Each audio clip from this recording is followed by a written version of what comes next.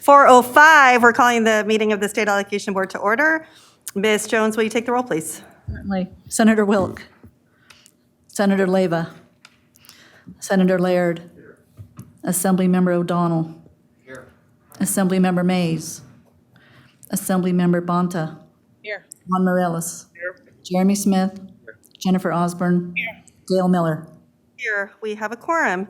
We are pursuant to AB 361, we're also conducting this meeting by teleconference, and it's being broadcast in where we are, room 1101 at the first floor of the Department of Education building, 1430 N Street in Sacramento, for anyone that would like to provide public comment in person. If you are attending and want to provide public comment on Zoom, please make sure that you are muted. And if you'd like to make a comment, use the raised hand feature in the Zoom interface, and I'll call on you at the appropriate time, noting that you either need to be here in person or on Zoom in order to make a comment. And we are thrilled that Ms. Bonta is here. Thank you so much for joining us, and we hope you have a lot of fun on this board, and you're replacing Assemblymember Burke, so thank you again, really appreciate you taking the time. And after this meeting, we will meet in closed session pursuant to Government Code Section 1126E for the purpose of conferring with and receiving advice from legal counsel on pending litigation. So with that, I'm going to move the minutes from April 27th, 2022. Is there a second? Second. Great. Second by Senator Laird. Any public comment? Any objection to a unanimous roll call for the minutes? Seeing none, the minutes are approved. Next, we'll go to the executive officer statement, please, Ms. Silverman. Yes, hi. We have some great news to share for the executive officer statement. The first is just to give the board an update on the apportionments they made in April. There was $652 million that was dispersed. And so those districts can come in and activate their cash. And just as of May 31st, we just wanted to highlight we have $168 million out the door. So again, just remind folks that we have timelines of July 26th to submit your fund release request and the required documents, so do that through our online portal. And the second update is as part of the current priority funding certification round. That round is open and it closes June 9th. So any district that has an unfunded approval, including those districts that have unfunded approval as part of the consent agenda, also may provide us a certification and do that online. And the deadline, which is really important, is June 9th. So June 9th, for those folks who have an unfunded approval, submit those certifications so you can be eligible for the fall bond sale.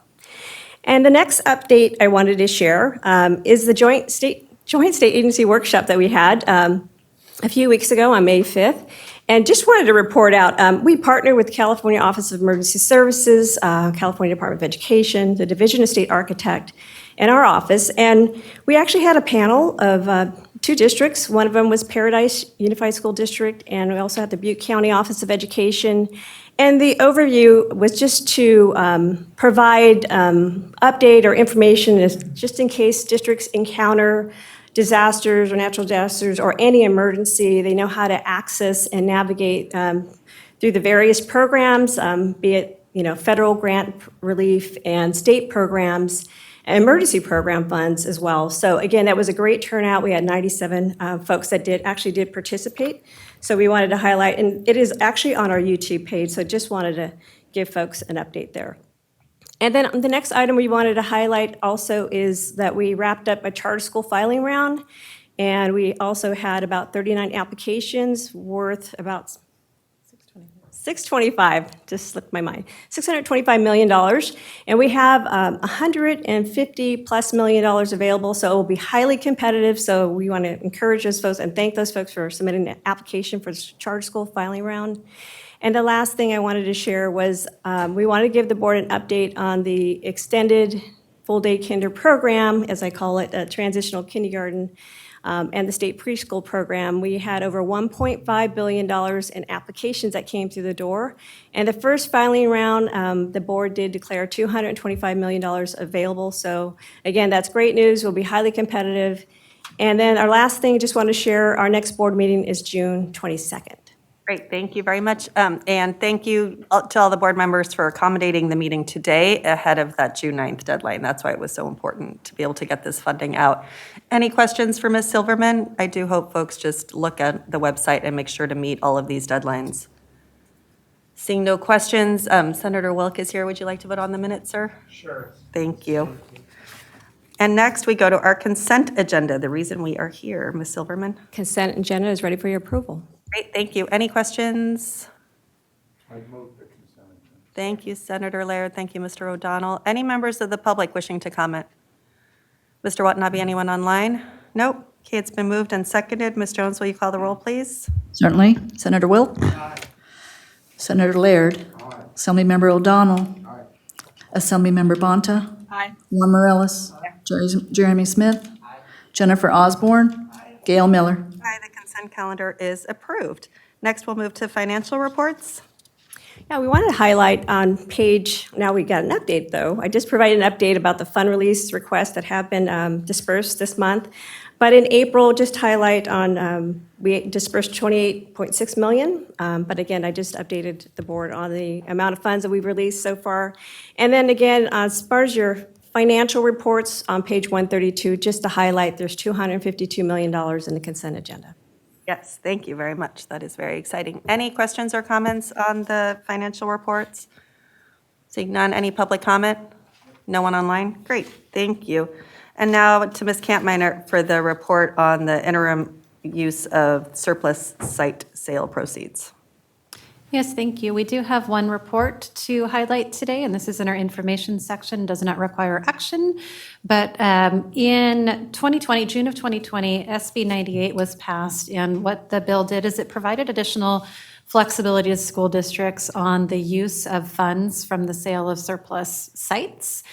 And as part of this bill, there were some required reports. So if a district wants to take advantage of this additional flexibility to sell the site and then use it for one-time general fund purposes, they submit a request to OPSC, and then we bring it before the board, and they can then use those funds for other purposes.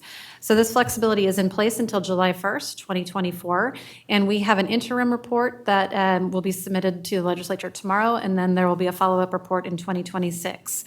But we did want to share that on page 154 of the agenda, we've had one district so far that has taken advantage of this opportunity. It is Charter Oak Unified in Los Angeles County, and they did request to use $3 million in proceeds for a general fund stabilization plan and support of a fee-based child care program. And so that is the update, and we will be continuing to present these if we have additional districts that opt to use this option. And we will bring the final report back to the board in a few years. And if there are no questions or concerns, we will submit the report that you see in the agenda to the legislature tomorrow. Great, thank you very much. Any questions, concerns? Well, I hope more folks take advantage of it. With that, our 90-day workload, Ms. Silverman? Yeah, our 90-day workload is a part of 160 and several other pages. So again, if there are any questions on the workload report. Great, any questions? Seeing none, we'll now move into closed session. And pursuant to Government Code Section 11126E, for the purpose of conferring with and receiving advice from legal counsel regarding pending litigation involving the non-renewal of a charter school petition, the board's ability under Education Code Section 17078.63A3B2 to take control of the property when it is no longer used for public school purposes and provide the board an update regarding active litigation. And after closed session, we'll report out from that session. So if you are not on the board, if you don't mind, or part of our legal counsel, we're going to stop the recording, and if you can please exit. There will be one more opportunity at the end to provide general public comment.